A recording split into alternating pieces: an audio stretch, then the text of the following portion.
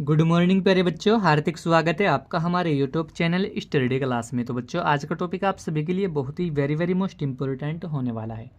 बच्चों, आज का हमारा टॉपिक है कि पर्यावरण संरक्षण के उपाय क्या होते हैं। इस तरीके से यह टॉपिक बच्चों हर साल बोर्ड एग्जाम में 5 नंबर में पूछा जाता है। तो आज की इस छोटी सी वीडियो के माध्यम से हम आपको बहुत ही सिंपल भाषा में समझाएंगे कि पर्यावरण संरक्षण के उपाय क्या होते हैं। तो बना रहना वीडियो में लास्ट तक। जो हमारे चैनल पर आप पहली बार आए हो तो हमारे चैनल को सब्सक्राइब करें और बेल आइकन को प्रेस करो, जिससे कि आने वाली नेक्स्ट वीडियो का नोटिफिकेशन आप सभी को मिलता रहे। तो देखिएगा बच्चों, पर्यावरण संरक्षण के उपाय। इसमें सबसे पहले आपको हेडिंग डालनी है बच्चों, पर्यावरण के प्रति जागरूकता। इस तरीके से आपको हेडिंग डाल के लिखना कि इस तरीके से देखिएगा बच्चों, पर्यावरण के प्रति जनसाधारण में जागरूकता लाना आवश्यक है। जैसे ही लोग विविध प्राकृतिक तत्वों से परिचित होंगे तथा प्राकृतिक आपदाओं के विषय में जानेंगे और समझेंगे, उन्हें पर्यावरण के संरक्षण का महत्व समझ आ जाएगा। ठीक है बच्चों, तो पर्यावरण संरक्षण का उपाय क्या किया जाना चाहिए। सबसे पहला उपाय किया जाना चाहिए, पर्यावरण के प्रति जागरूकता लानी आवश्यक है। इनके पर्यावरण के प्रति जनसाधारण में जागरूकता लाना आवश्यक है। जैसे ही लोग विविध प्राकृतिक तत्वों से परिचित होंगे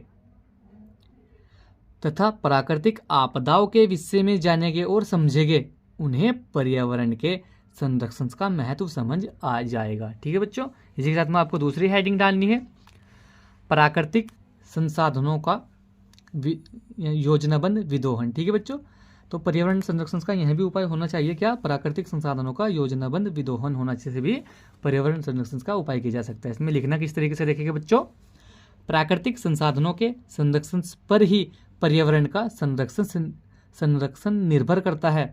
प्राकृतिक संसाधनों का योजनाबद्ध ढंग से विदोहन करके पर्यावरण का भली प्रकार संरक्षण किया जा सकता है। तो बच्चों, प्राकृतिक संसाधनों का योजनाबद्ध विदोहन भी पर्यावरण संरक्षण का एक उपाय होता है। इनके प्राकृतिक संसाधनों के संरक्षण पर ही पर्यावरण का संरक्षण निर्भर करता है।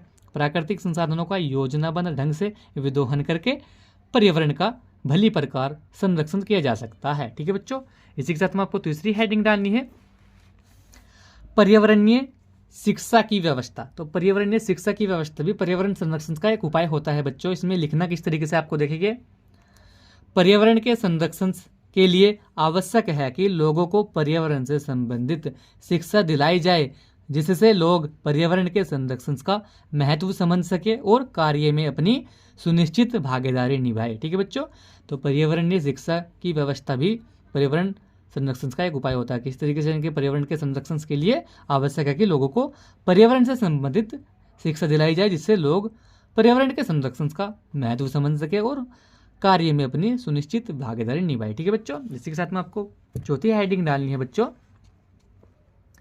परमाणु परीक्षणों पर रोक। तो परमाणु परीक्षणों पर रोक भी बच्चों पर्यावरण संरक्षण का एक उपाय होता है। इसमें लिखना किस तरीके से आपको देखिए, परमाणु परीक्षण तथा परमाणु विस्फोट पर्यावरण के सभी क्षेत्रों को विनष्ट करते हैं। अतः पर्यावरण के संरक्षण को ध्यान में रखते हुए इन पर कठोर प्रतिबंध लग जाना चाहिए। ठीक है बच्चों, इनके परमाणु परीक्षणों पर रोक लगाने पर भी पर्यावरण संरक्षण का उपाय किया जा सकता है। इनके परमाणु परीक्षण तथा परमाणु विस्फोट पर्यावरण के सभी क्षेत्रों को विनष्ट करते हैं। अतः पर्यावरण के संरक्षण को ध्यान में रखते हुए इन पर कठोर प्रतिबंध लग जाना चाहिए। यह भी पर्यावरण संरक्षण का एक उपाय होता है। ठीक है बच्चों, इसी के साथ में बच्चों आपको पांचवी हेडिंग डालनी है। पांचवी हेडिंग डालनी है बच्चों आपको, औद्योगिकरण तथा नगरीकरण पर रोक। तो बच्चों, औद्योगिकरण तथा नगरीकरण पर रोक भी पर्यावरण संरक्षण का एक उपाय होता है। इसमें लिखना किस तरीके से आपको देखिए, बढ़ता हुआ औद्योगिकरण नगरीकरण को बढ़ावा दे रहा है। इन दोनों के कारण प्रदूषण में भारी वृद्धि हो जाती है, जिससे पर्यावरण बिगड़ जाता है। अतः पर्यावरण के संरक्षण के लिए औद्योगिक और नगरीकरण की प्रक्रिया को धीमा करना होगा। ठीक है बच्चों, तो औद्योगिकरण तथा नगरीकरण पर रोक लगने से भी पर्यावरण संरक्षण का उपाय किया जा सकता है। इनके बढ़ता हुआ नगरीकरण क्या करता है, इनके बढ़ता हुआ औद्योगिकरण नगरीकरण को बढ़ावा देता है और इन दोनों के कारण प्रदूषण में भारी वृद्धि हो जाती है, जिससे पर्यावरण बिगड़ जाता है। अतः पर्यावरण के संरक्षण के लिए औद्योगिक और नगरीकरण की प्रक्रिया को धीमा करना होगा। ठीक है बच्चों, यह भी पर्यावरण संरक्षण का एक उपाय होता है। इसी के साथ में आपको छठी हेडिंग डालनी है बच्चों, तीव्र जनसंख्या वृद्धि पर रोक, यानी कि तेज गति से जो जनसंख्या वृद्धि बढ़ रही है इस पर भी रोक लगनी चाहिए। इससे भी पर्यावरण संरक्षण का उपाय किया जा सकता है। इसमें लिखना किस तरीके से देखेंगे बच्चों, पर्यावरण के उपयोगी स्वरूप को बिगड़ने से सर्वाधिक महत्वपूर्ण भूमिका तीव्र वृद्धि से बढ़ रही जनसंख्या ने निभाई है।